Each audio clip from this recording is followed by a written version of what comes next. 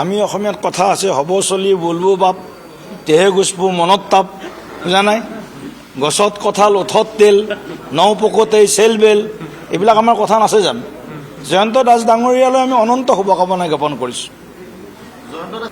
যিটো সময়ত নৰেন্দ্ৰ মোদী ডাঙৰীয়াৰ প্ৰতি আৰু মুখ্যমন্ত্ৰী ডক্টৰ হিমন্ত বিশ্ব শৰ্মা ডাঙৰীয়াৰ প্ৰতি সৰ্বস্তৰৰ ৰাইজে আজি সমৰ্থন ব্যক্ত কৰিবৰ কাৰণে ওলাই আহিছে, সেই ক্ষেত্ৰত মই ভাবোঁ যে দলীয় দৰ্শন বা যি আমাৰ উন্নয়নমুখী যাত্ৰা, সেই যাত্ৰাটোক ৰুদ্ধ হ'বলৈ বা বাধাগ্ৰস্ত হ'বলৈ ৰাইজে নিদিয়ে, অবৈধ নকৰে। সেইটো তেওঁৰ ব্যক্তিগত কথা। মই কালিও কৈছোঁ, সদায় আৰু আবেদন নকৰোঁ আৰু কালি কৈছোঁ, পৰহি কৈছোঁ, তেখেতক দলত থকাৰ কাৰণে আগ্ৰহ কৰিছোঁ। গতিকে তেখেতৰ সিদ্ধান্ত তেখেতে ল'ব, তেখেতৰ যিটো ইচ্ছা, মনৰ ইচ্ছা প্ৰভুৱে পূৰ্ণ কৰক, এইটোৱে আমি বিচাৰিম।